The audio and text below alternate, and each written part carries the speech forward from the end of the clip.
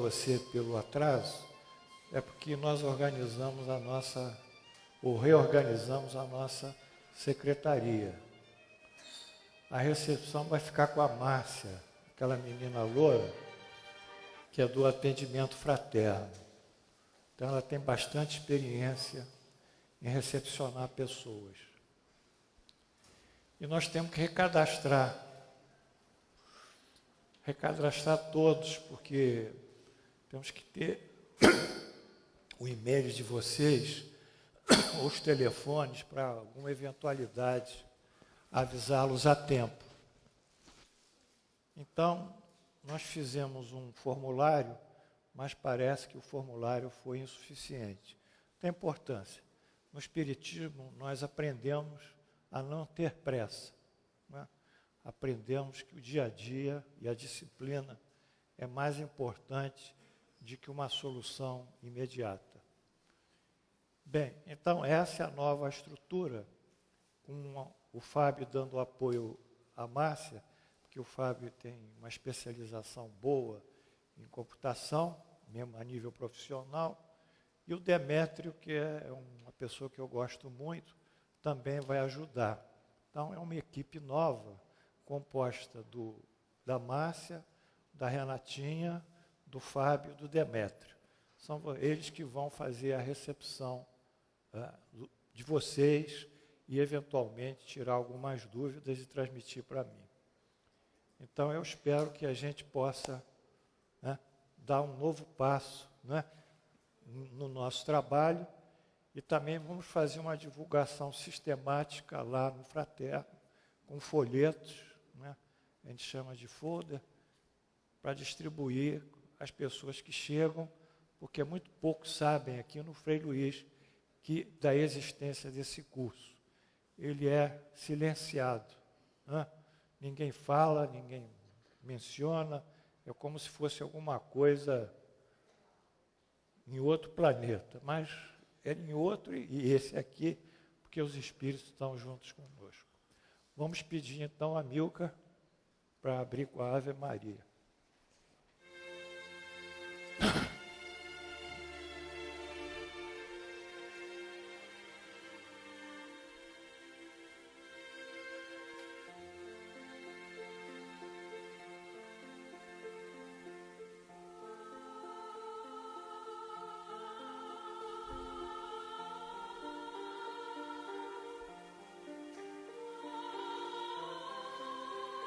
Senhor Jesus, Deus nosso Pai,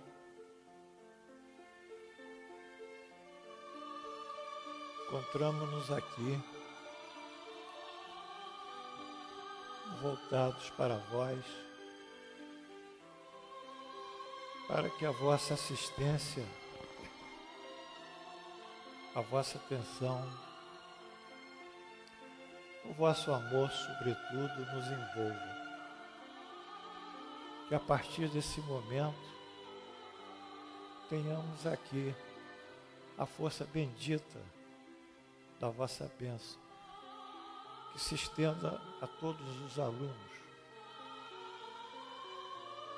E que no dia de hoje, ou melhor, nessa noite, tenhamos uma aula que possa elucidar muitos alunos e os espíritos que aqui comparecem também como alunos.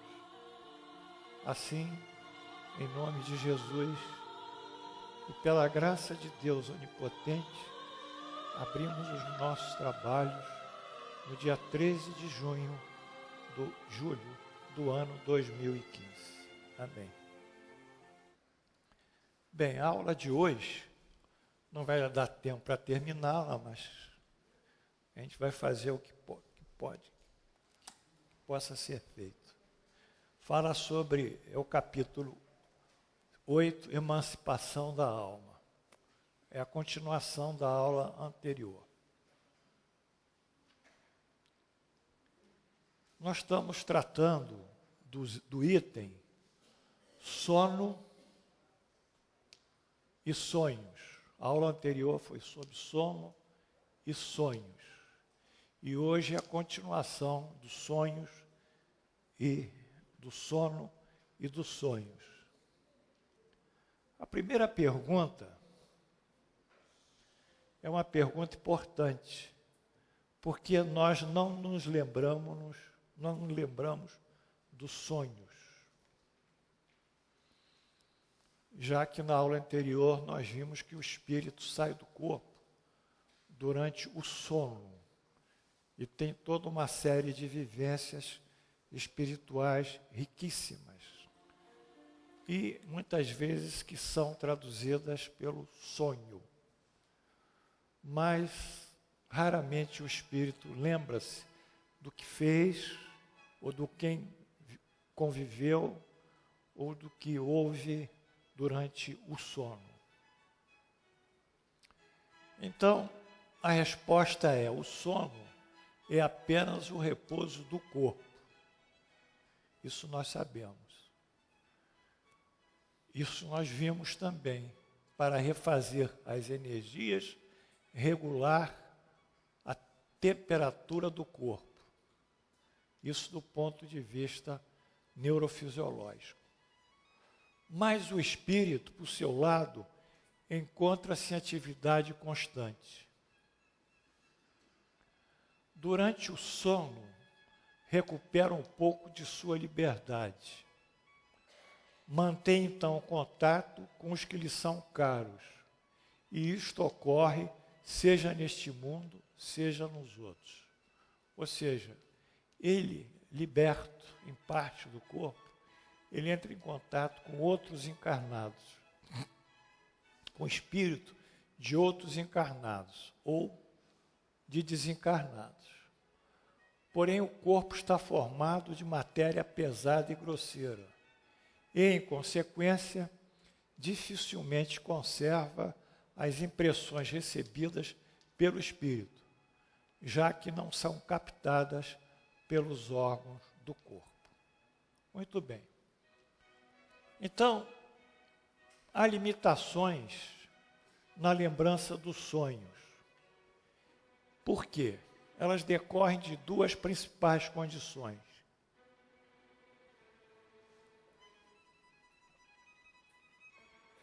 A frequência da energia espiritual. A energia espiritual é altíssima, altíssima. Então, para ela chegar aqui e se sintonizar com a energia da matéria, ela tem que ter um processo de redução. E quem faz esse processo de redução energético, uma espécie de conversor, modem, é o perispírito. Mas o corpo humano não dispõe de estrutura para sintonizá-la. Ou seja, durante o sono, os mecanismos neurofisiológicos estão apagados. Então, o perispírito não pode atuar sobre o corpo. Pelo contrário, o perispírito saiu para ter a sua viagem espiritual. E a inexistência de um sistema adequado à percepção direta dos estímulos espirituais. Quer dizer, então pode-se contestar ser o perispírito responsável pela conversão da energia, ali é com S, hein? Isso aqui está errado. Da energia espiritual para a material, isso é verdade. E em caminho inverso, da material para o espiritual, também é verdade. Mas nesse caso, os órgãos de integração do sistema nervoso central encontram-se desativados pelo sono. Então, o organismo não consegue, por si próprio, ter uma percepção direta dos estímulos espirituais. Então, são essas duas condições que eu diria neuropsicoespirituais que inibem a lembrança. O espírito vive numa alta frequência de energia espiritual, o nosso sistema orgânico incompetente para a conversão numa frequência menor e, portanto, há uma perda ou lembrança de limitação dos sonhos. Ficou claro? É um problema de ordem física, né? Psicofísica, físico-espiritual, né? Pena e senhora hoje, hein? Bonito, vamos?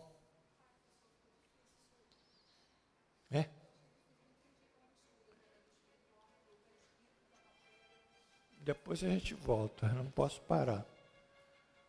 O que se deve pensar das significações atribuídas aos sonhos? Isso é bacana, né? Vocês já leram o livro dos sonhos? Está cheio de livro dos sonhos. Interpretação dos sonhos. Né? Todo mundo acha que o sonho vai dizer uma porção de coisas, e até pode dizer. Mas, realmente, sob a análise dos espíritos, qual é a significação? Os sonhos não são verdadeiros, como entendem os ledores da Buena Dicha, que são os que leem o futuro nas cartas, ou leem a sorte. Botar carta. Não é? Confere ou não? Botar carta. Na época da Allan Kardec não tinha jogar búzios. Jogar búzios. Jogar búzios. Né? Está vendo no búzio a opção de coisa. Nas cartas vão por aí. Os diversos processos de adivinhação. Os sonhos são verdadeiros no sentido de apresentarem imagens para o espírito. Isso sim. Eles apresentam imagens. Mas que frequentemente não guardam nenhuma relação com a vida diária. São imagens que o espírito capta no mundo espiritual e que não tem relação com as coisas aqui do dia a dia. Podem ser também pressentimentos do futuro. Pode até ter pressentimento. E nesse especial caso, permitido por Deus. Aí sim. Podem também ser do que está no momento ocorrendo em outro lugar. Pode ser também uma intuição que faltou do que está ocorrendo em outro lugar, para uma percepção para a qual a alma se transportou. Não há inúmeros relatos de pessoas cujos parentes e amigos apareceram em sonhos após adverti-los? Eu acho até mais interessante. Logo após desencarnar, né? Não tem uma literatura boa, o sujeito desencarnou, apareceu lá, e a pessoa viu um sonho que ele sonhou e achou que tinha desencarnado. Mas tem diversos objetivos, chamar atenção, etc. Em realidade, o que são essas aparições, se não a alma ou os espíritos de tais pessoas a se comunicarem com seus entes queridos? Isso é verdade. Então, pode acontecer, né? A gente vai ver na frente, pessoas que têm afeto, temos ligações, aparecerem em sonhos, com um determinado objetivo. Quando tende a certezas do que o vistes, de fato ocorreu. Não fica provada a imaginação, não fica provado, vírgula, a imaginação não participar da ocorrência. Ela não participou. Foi realmente um sonho. Principalmente se observaste, não estava no seu pensamento durante a vigília, que o sujeito nem pensava nisso. Então, os sonhos, eles são verdadeiros como imagens. E, frequentemente, podem também dar determinados pressentimentos e comunicações com pessoas amadas que desencarnaram. De toda forma, a interpretação dos sonhos sempre acompanhou a história da humanidade. Não foi? Foi uma constante. A história da humanidade é uma interpretação constante dos sonhos. Sonhos proféticos, esclarecedores, consoladores e toda uma sorte de comunicações entre os mundos terrenos e o espiritual. A Bíblia é muito rica na descrição desses sonhos. Veja-se, por exemplo, o sonho de José. José era da tribo, era filho de Jacó. Ele despertava muita inveja nos irmãos, porque Jacó o amava mais que os outros irmãos.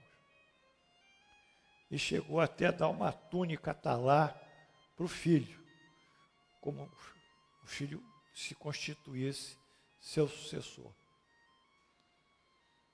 Mas José foi vendido por seus irmãos para uma caravana de ismaelitas, sem o pai saber, e eles venderam José no Egito, para os egípcios. Mas mais tarde ele se tornou muito poderoso, um grande assessor do faraó.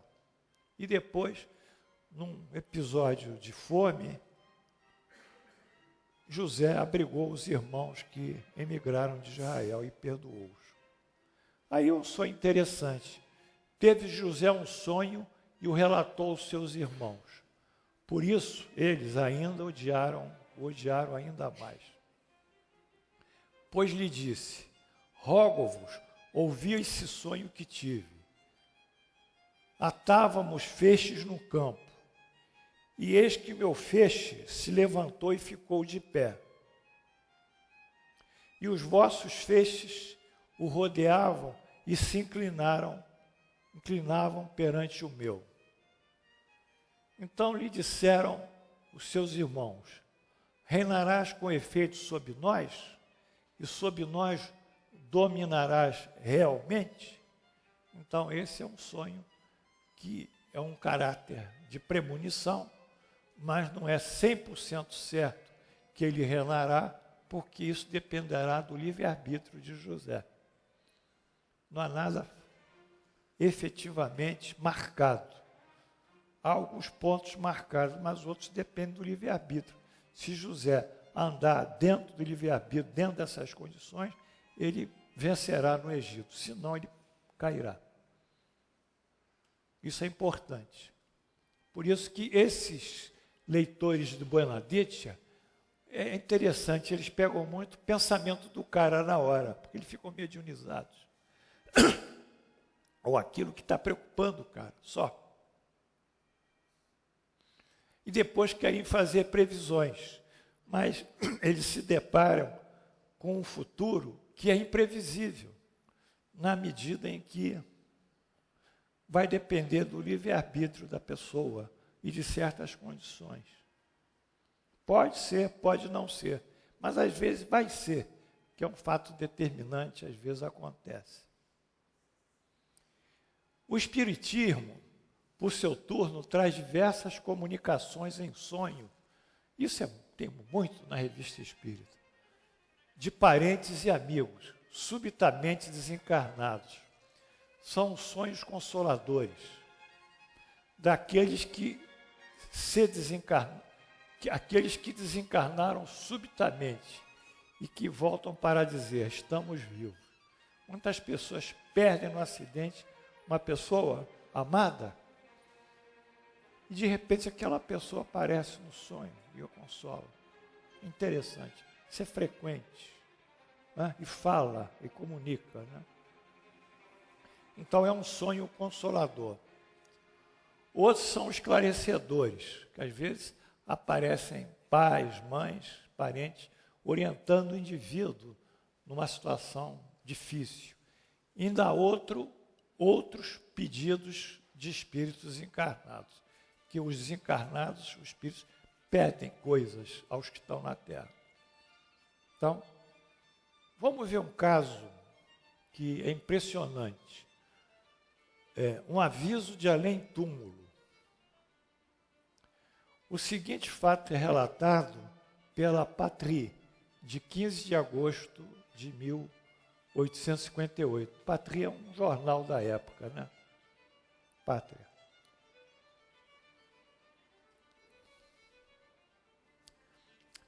Na última terça-feira, meti-me a vos contar, talvez com muita imprudência, uma história emocionante. Eu deveria ter pensado que não há histórias emocionantes, há apenas histórias bem contadas. E que o mesmo fato contado por pessoas diferentes pode fazer o auditório adormecer, como pode dar-lhes arrepios de medo. É uma boa visão psicológica, né, do comunicador, né? Depende, né, como ele traz aquilo.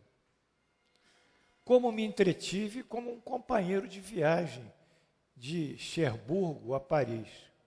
O Sr. B, de quem ouviu falar uma anedota maravilhosa. Se eu a tivesse taquigrafado, por certo, teria oportunidade de vos causar arrepios. Mas cometi o erro de confiar em minha memória detestável, o que lamento profundamente. Enfim, seja como for, aqui está a aventura, cujo desenlace prova que hoje, 15 de agosto, é um fato. Quer dizer, o sonho foi autenticado. O senhor DS, nome histórico, ainda hoje cercado de consideração, era um oficial durante o diretório. O diretório foi um governo eleito, caráter temporário, né, pela Revolução Francesa, e que depois foi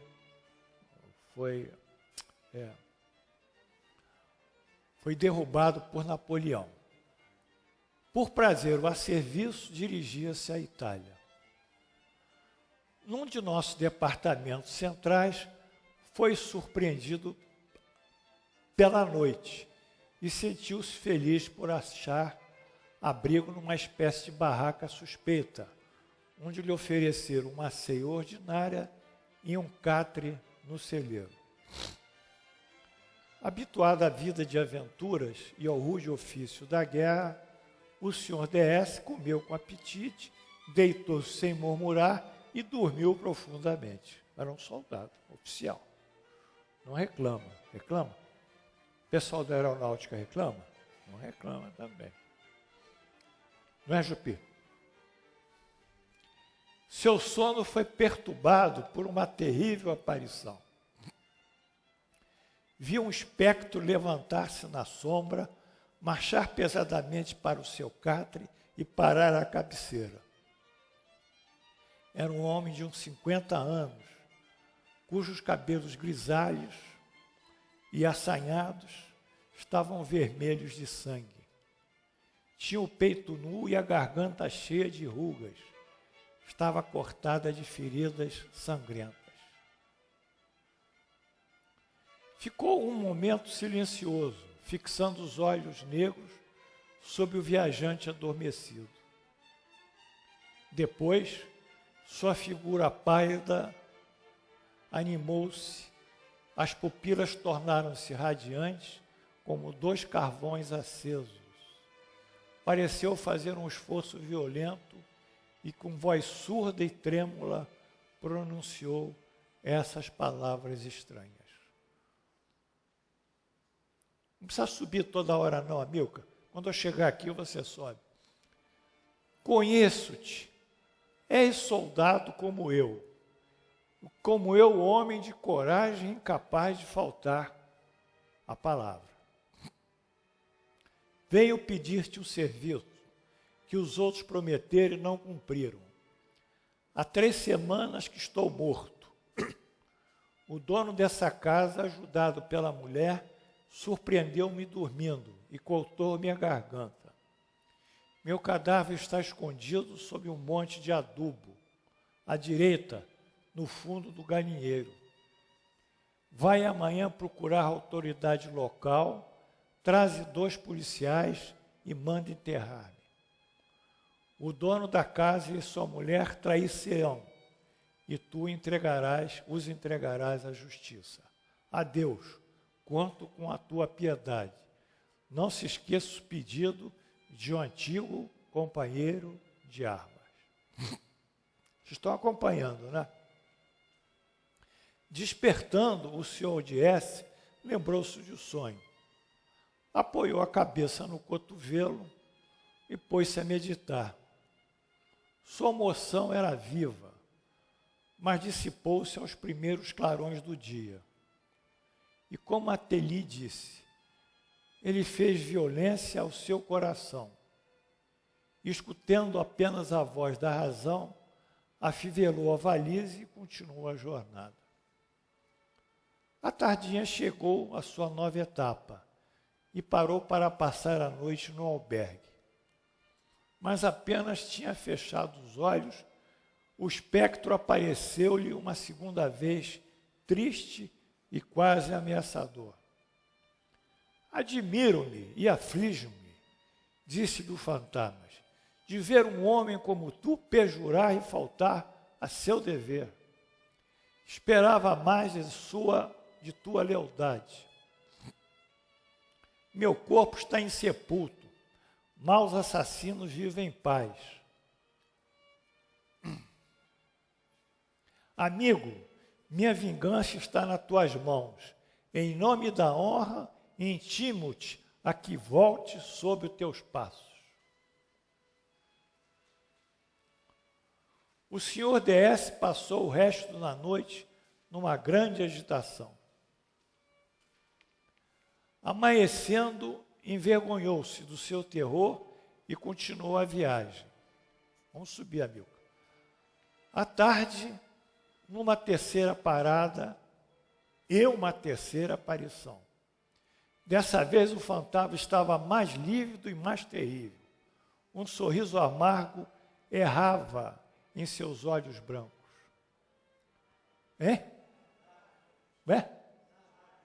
Lábios brancos. Falou com voz rude, 2 pontos. Parece que te julguei mal, que teu coração, como o dos outros, é insensível aos rogos dos infelizes.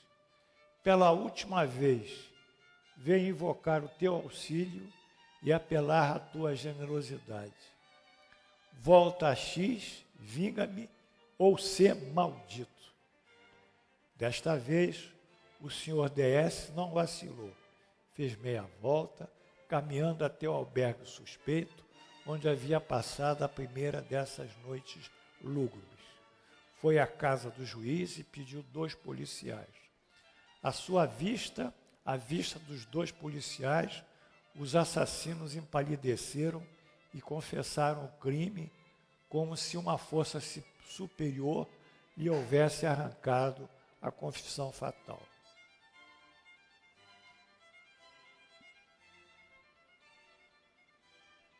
O processo foi preparado rapidamente, tendo eles sido condenados à morte.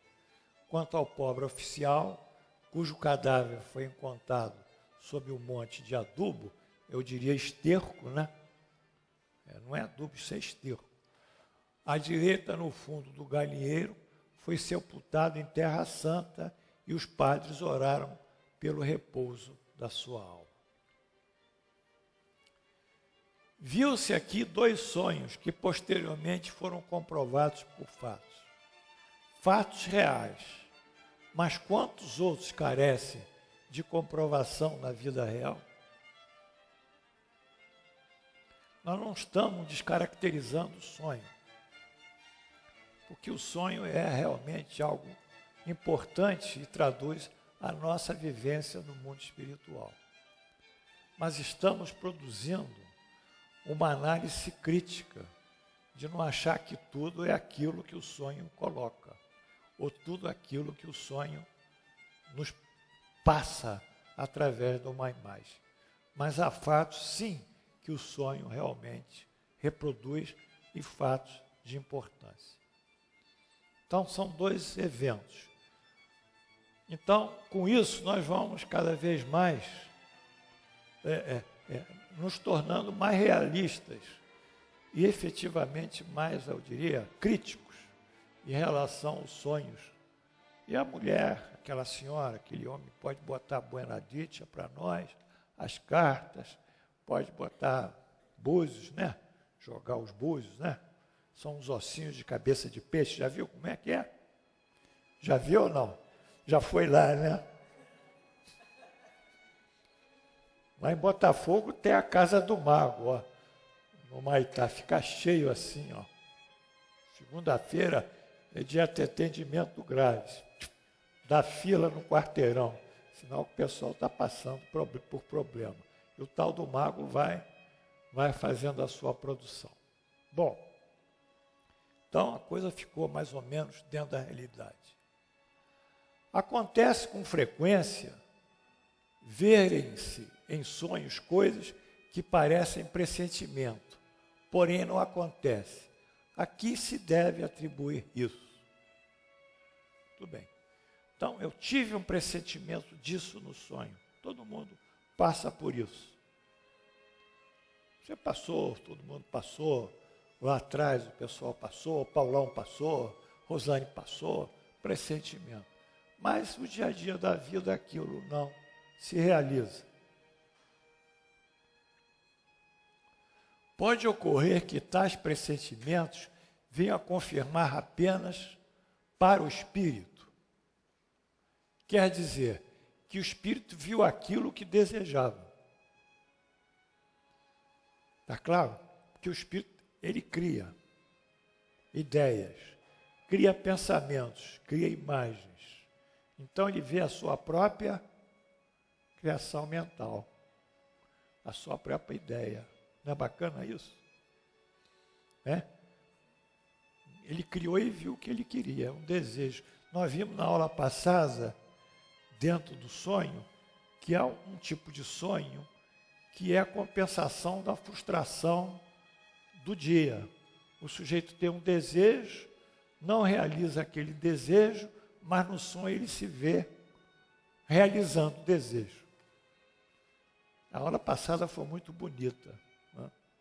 Então, ele cria, porque cria mentalmente. Foi ao seu encontro. Deve se lembrar que a alma, durante o sono, não deixa de ser mais ou menos influenciada pela matéria. E, em consequência, nunca se liberta das ideias terrestres. Assim, as preocupações da vigília podem construir a aparência daquilo que se vê. A aparência do que se deseja ou do que se teme. A isso é que realmente pode chamar-se efeito da imaginação. Ressalta-se que, sempre que uma ideia nos preocupa tenazmente, tudo que nós vemos se encontra a ela ligado. Interessante isso. O efeito da imaginação.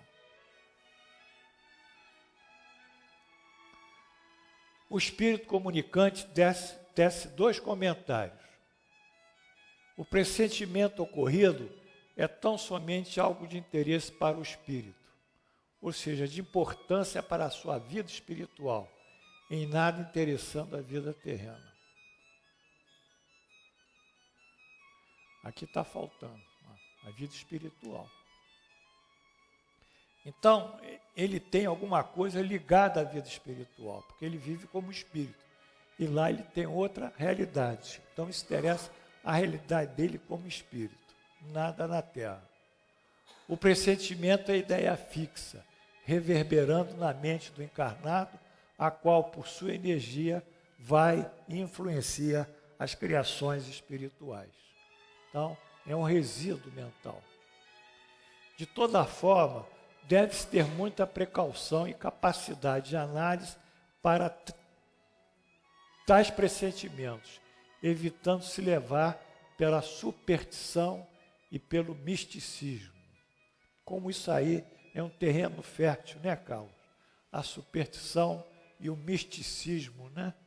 Como os indivíduos aproveitam, né, desse polo frágil da pessoa que se deixa levar por essas influenciações ditas religiosas ou espirituais e que nada mais são que criações que a pessoa faz para influenciar o indivíduo.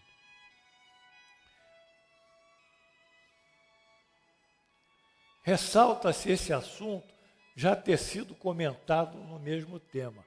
que a pergunta 402, porém não com a conotação especificamente de pressentimento. Então nós estamos entrando no sonho. Quando em sonho vemos pessoas vivas, muitos nossos conhecidos, a praticarem atos que absolutamente não pensam. Não é isso por efeito de imaginação? Quer dizer, no sonho, você vê aquela pessoa fazendo uma coisa absurda, não é? Ou diferente do que ela é. Não é? Diferente. Não é? Não é? O que significa isso? Em que absolutamente não pensam, como sabes, os espíritos dessas pessoas podem visitar o teu, como o teu vai as visitar, sem que saibas sempre o que pensam. Além disso, projetai nessas pessoas que conheceis os seus desejos, que ocorrem o que está ocorrendo em outras existências.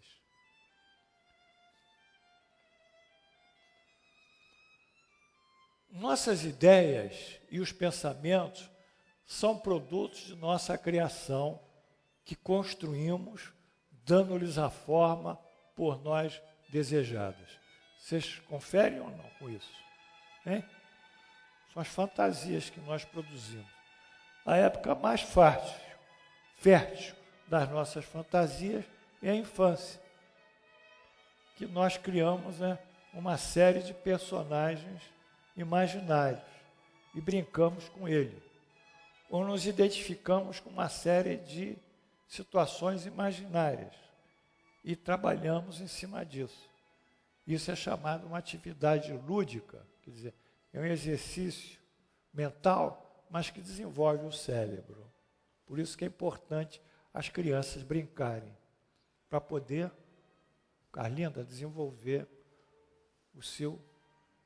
sua capacidade de conceitos, de intelectualização, de expressão, e não ficar paradona em frente a uma tela, porque ali ela não cria coisas. A criação é importantíssima na criança. Diga o grande psicólogo infantil Piaget. Bom, mas nós criamos também essas ideias. E às vezes projetamos isso nos outros. Isso que é a coisa mais interessante. Na vida nós já projetamos. Bom, está assim, está assado. Fulano é isso, fulano é aquilo. Mas isso é criação, às vezes, nossa. Fulano está em outra. Isso na vida. Então, no parte espiritual, onde a ideia plasma as coisas, a ideia forma as imagens, é muito maior. Muito maior. Não é? Bem, esse tipo é interessante de ação mental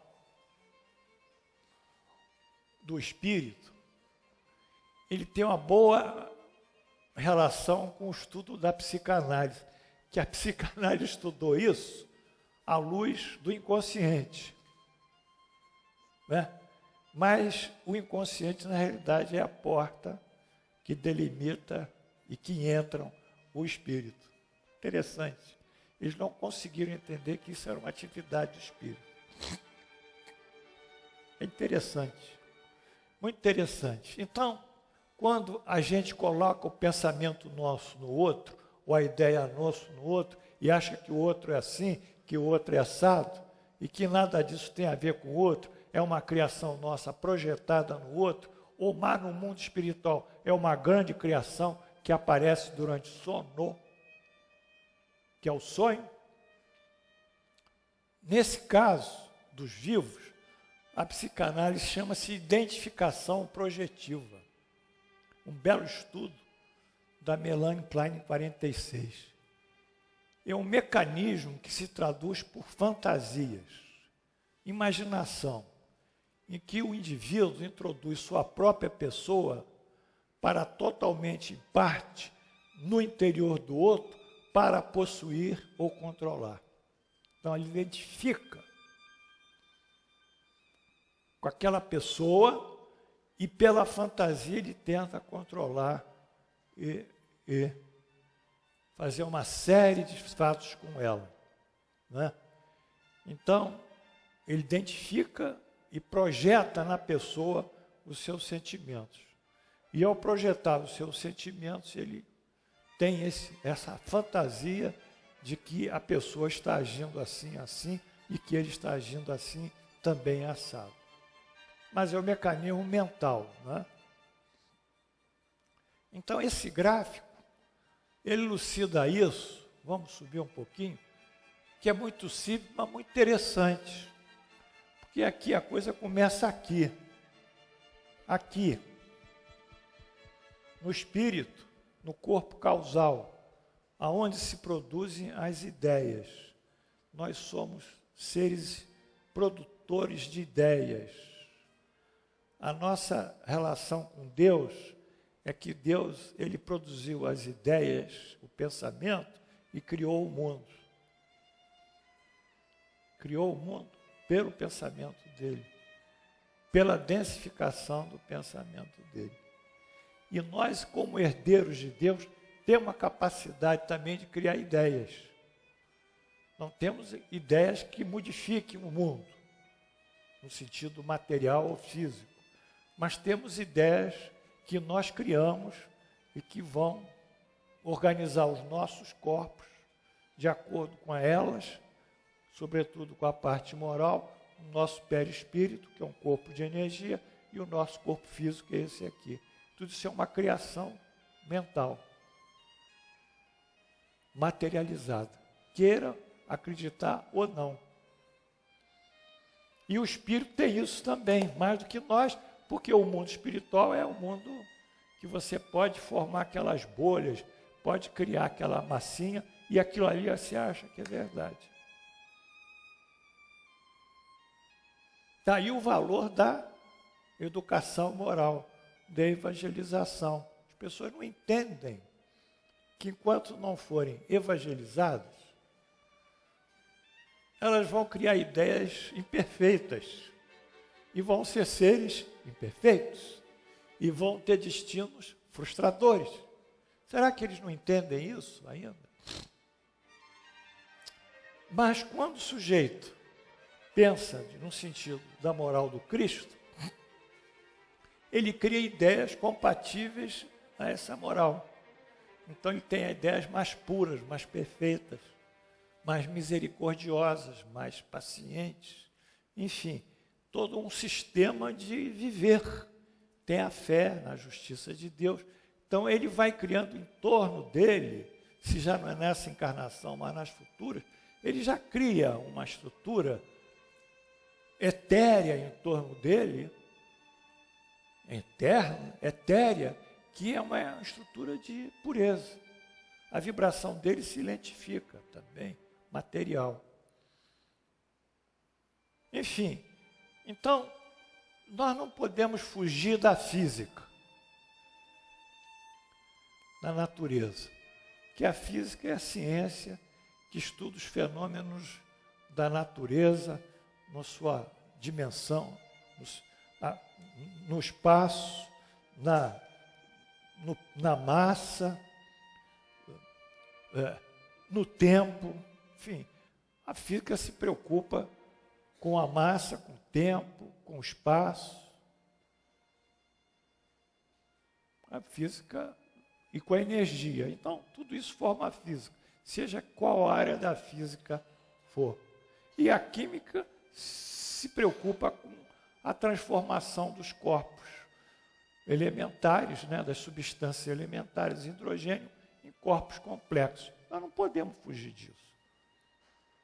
Não podemos fugir dessa fisiologia espiritual. Não vai fugir. Quantas vezes jogar a bola para cima, ela vai cair, que a física estuda a queda dos corpos. Quantas vezes fizer uma ligação elétrica de um polo que tem mais energia para o outro, a corrente vai correr do polo que tem mais energia para o outro e vai iluminar as nossas casas. Então não podemos fugir.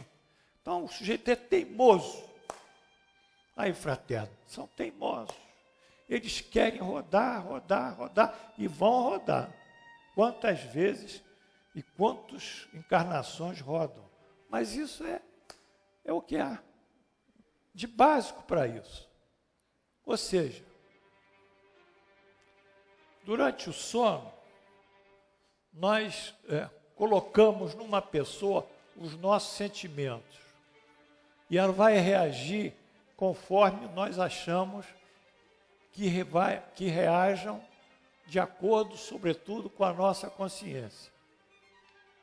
Aí eu coloquei aqui, o Flamengo tem que ganhar. Pronto.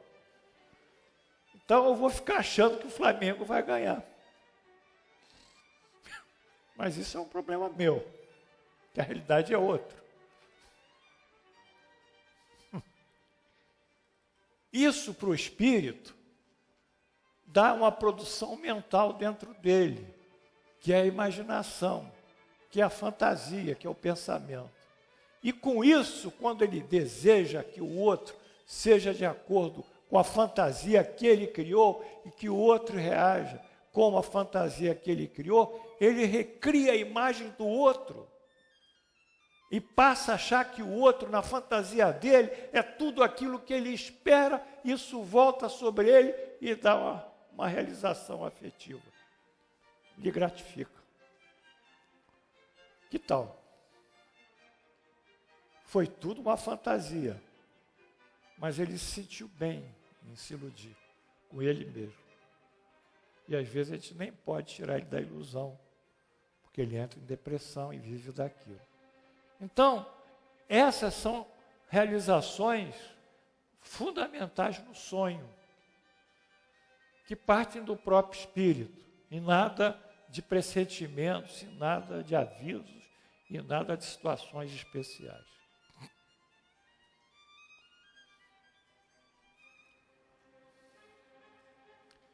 A próxima pergunta: é necessário o sono completo para a emancipação do espírito? Quer dizer, que haja um sono profundo? Não. Basta que os sentidos entrem em torpor para que o espírito recobre sua liberdade. Ele aproveita todos os instantes que o corpo lhe oferece para se emancipar. A partir do momento que ocorre relaxamento das forças vitais, o espírito se despreende. Quanto mais fraco o corpo, mais livre o espírito. Vamos ver o que é emancipar. Vem do latim, emancipare, tornar livre, independente, libertar. O espírito se emancipa do corpo, torna-se livre. Está claro? Que o Allan Kardec tem uns termos assim, né? Que não são nossos, né? Mas isso que é emancipação. Assim se explica que o cochilar ou um simples entorpecimento dos sentidos apresenta as mesmas imagens do sonho. Pode apresentar. Bom, guardada a relatividade com o sonho, que é uma coisa maior, o espírito de forma natural, espontânea, desloca-se do corpo, tão logo cai a tensão energética do perispírito dos chakras. Porque nós vimos que o perispírito tem chakras, um dia vocês vão ver isso, e se liga aos chakras do nosso duplo etérico, que transfere para o nosso organismo, através dos plexos nervosos, a energia vital. Isso um dia a gente vai ver. Gostou, Valdir? Hein? Complicou? Então, vamos ficar só perispírito e chakra. Isso na hora passada eu falei do chakra, são 7. Roda. Mas não vamos sair disso. Às vezes são tão subitâneas a emancipação e retorno ao corpo, como o piscar de olhos, são segundos. Mas, naquele momento, o espírito saiu e voltou. De toda forma, o grau de emancipação varia concordantemente essa queda de ligação entre perispírito e chakra, ou perispírito e o corpo humano, como muitos querem dizer, que são os cordões fluídicos do Allan Kardec. Então vamos ver aqui, eu acho que Modorra Eu acho que é com 2 R's também. Não é Modora, não, é Modor. Muito bem. Então, isso é emancipação e tensão energética. Quer dizer, quando é que o espírito vai saindo? Ele, quando está em sono profundo, ele sai. Em geral, o segundo sono da noite. A gente tem diversos sonos durante a noite. O primeiro é muito tumultuado, porque ainda traz as imagens do dia e os problemas. É o primeiro sono. Mas o segundo sono, depois daquelas coisas se ajustar, o organismo se ajustar, é mais profundo, é mais tranquilo. É aí, pela madrugada, lá para as 2 horas da manhã, que o espírito começa a sair bem. Então, esse é o sono profundo, em que ele ganha a comunicação com o mundo espiritual. Tem um sono irregular, que ele alterna o sono profundo com o sono ainda influenciado pela matéria. Tem um sono superficial, ele não desliga totalmente a senso-percepção. Tem um cochilo, que é o apagar subitâneo da consciência, e tem o modorra, que é um estado de torpor que o indivíduo fica. Então, cada estado da consciência leva a um estado de emancipação do espírito. Há indivíduos que são anestesiados e eles saem do organismo, anestesia geral, e vêm à cirurgia. Quando eles voltam, eles descrevem para o cirurgião que foi feita a cirurgia, papapá, e o cirurgião fica abismado. Só que isso não é registrado, né? Quando se hipnotiza o indivíduo, também, por uma energia que a gente inibe determinadas regiões do cérebro, no hipnotismo, então ele também sai. Mas aí é um desdobramento. É algo semelhante ao sono. Então tem diversas alterações de consciência que levam à saída do espírito. Desde o sonho, a hipnose, a anestesia, uso de substância determinada.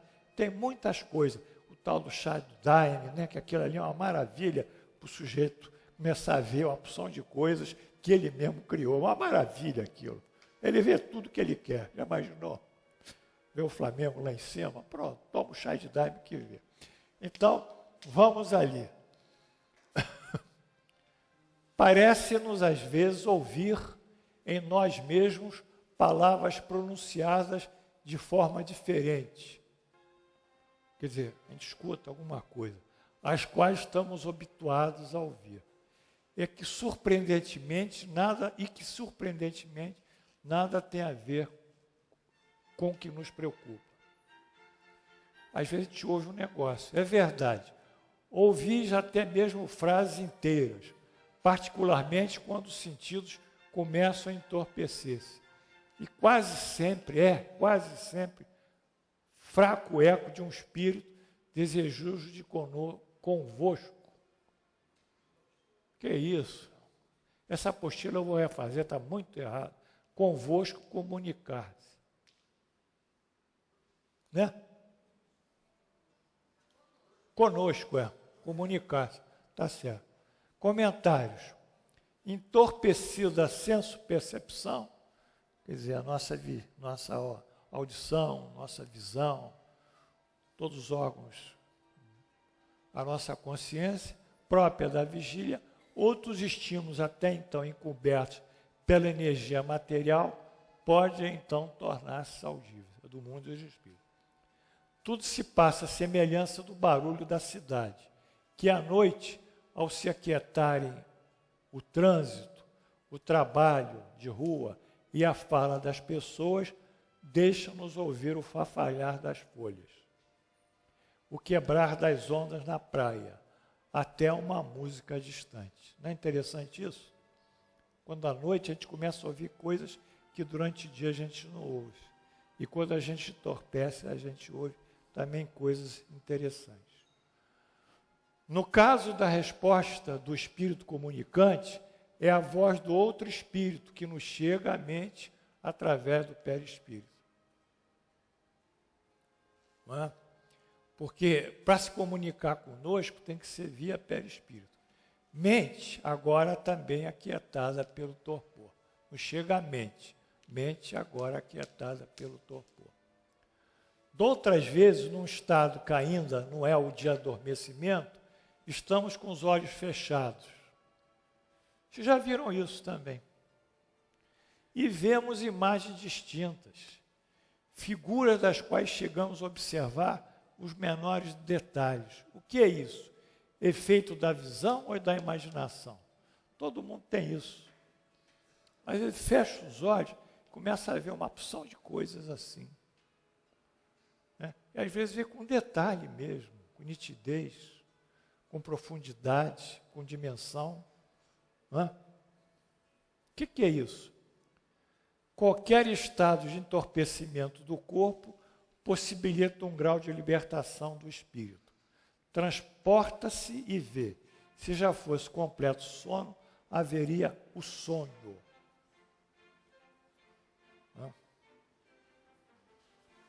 Eis aí mais uma variação da percepção que nos chega pelo espírito, atenuada a maior tensão energética própria da vigília.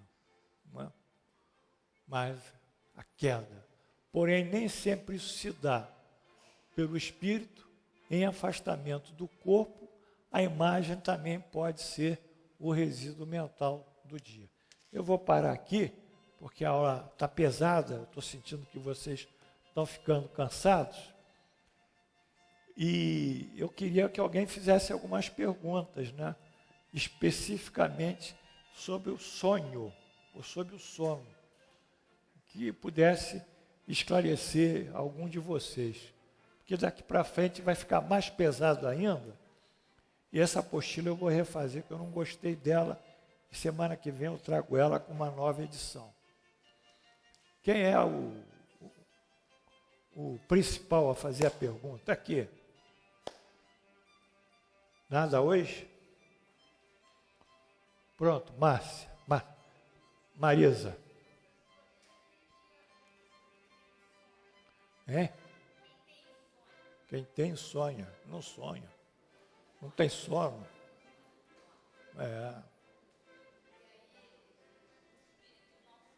Vamos ficar calados aqui, por favor? Hein?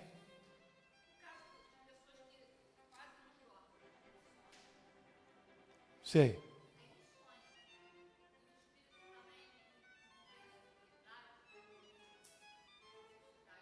Não tem insônia porque tem um transtorno do sono. Aí tem que ver isso. Não se liberta, ué. Não. Como é que vai se libertar? Se não tem um rebaixamento da consciência e uma distensão das energias que prende o perispírito dele ao corpo. Aliás, isso aí vai gerar doença, porque durante o sono o organismo repõe as energias e regula a temperatura dele. São duas funções básicas do sono. Repouso, recuperar a energia e estabilizar a temperatura. Não estou escutando nada. Sei. O remédio para dormir é justamente uma substância que tenta substituir as endorfinas que são responsáveis, que são os neurohormônios responsáveis pela inibição de determinadas áreas do cérebro, e com essa inibição desses estímulos produz o sono. Então elas tentam artificialmente substituir essas substâncias. Mas o sujeito toma e sonha. Não é um sonho absolutamente normal, porque há sempre um grau de ação daquela substância, mas ele sonha. Eu queria que vocês entendessem a importância do sonho, né? Dentro do espiritismo, hein?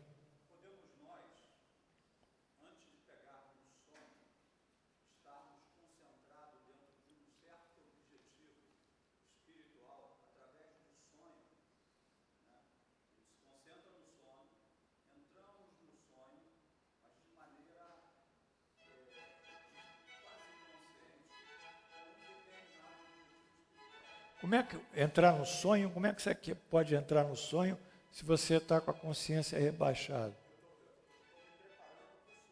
Ah, antes de dormir.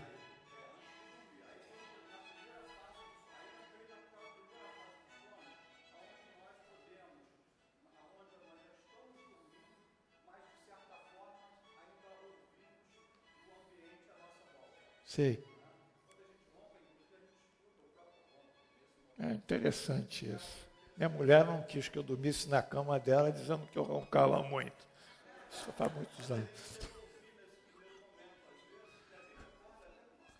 Interessante. Interessante.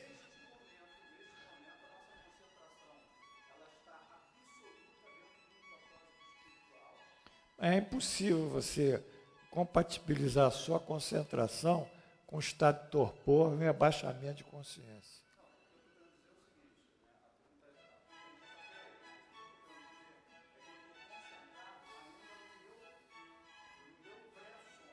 Sim, mas aí você vai impressionar o seu cérebro, e ele vai reagir sobre o espírito, criando aquilo que você se auto-sugestionou. É uma criação sua.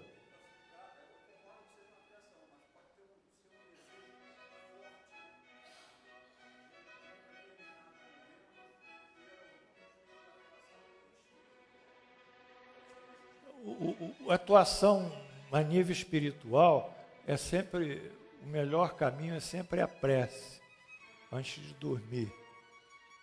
Como Allan Kardec fala no nosso Evangelho, né? Tem um trecho, prece antes de dormir. E é de fato a gente entrar num clima sem estímulos antes de dormir. Porque ficar vendo filme de terror, vai dormir mal. Ficar vendo jogo de futebol até meia-noite, né, Valtinho? E o time perdendo, vai dificultar, né? Vai dormir agora 1 hora, até a adrenalina descer. Então, o sono é alguma coisa que nós temos que criar para nós uma ambiência favorável ao sono. E a ambiência favorável ao sono ou é a prece, apaga a luz e deixa o organismo sozinho, espontaneamente se apagar também, ou lermos, às vezes, um livro sadio. Né? A gente tem que cuidar da qualidade do sono. E a qualidade do sono é cuidada justamente antes de nós dormirmos, nos abstraindo do mundo e fazendo uma prece, entregando o nosso espírito a Deus.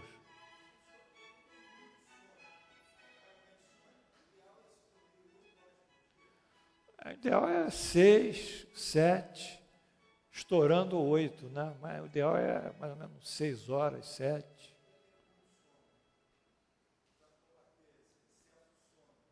Tem que ver porque tem sono. Pode ser que tem N causas de sono. N. Inclusive hipoglicemia também. Uma baixa na glicose sanguínea, tem tudo. Isso é um outro problema. Mas o problema fundamental é a gente entender a representação do sono para nós.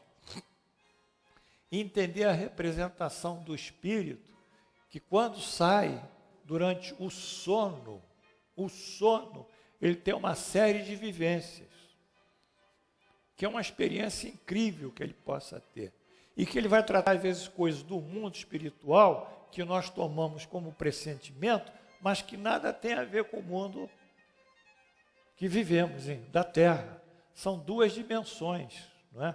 Por isso, vocês vão ver que na aula, no próximo trecho, nós dissemos que nós somos ambiexistentes, seres ambiexistentes, porque nós existimos no mundo pela carne, e existimos no espírito pelo pensamento, pelas ideias.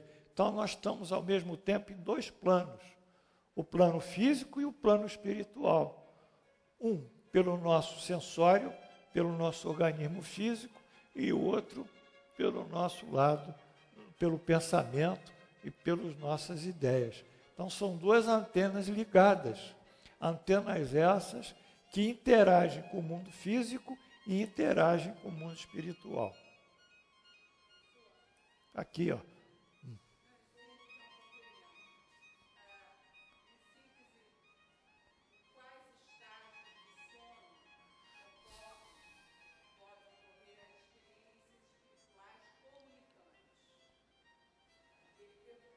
Mas as experiências espirituais comunicantes, elas se dão sempre a nível de sono profundo.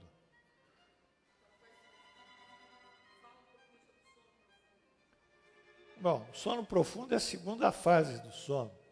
Como nós dissemos, quando nós já tiramos da cabeça os resíduos do dia, as preocupações do dia.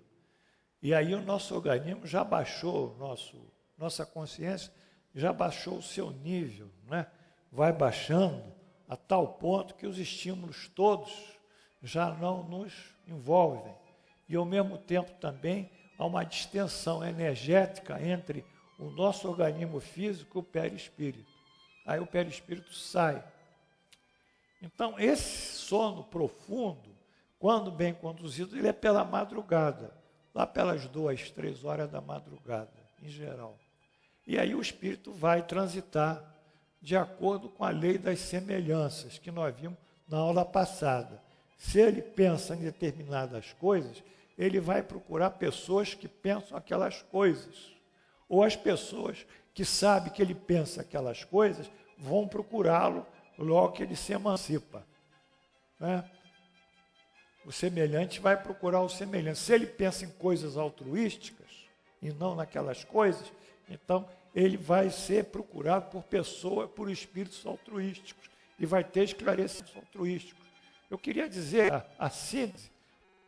Aí, Irene?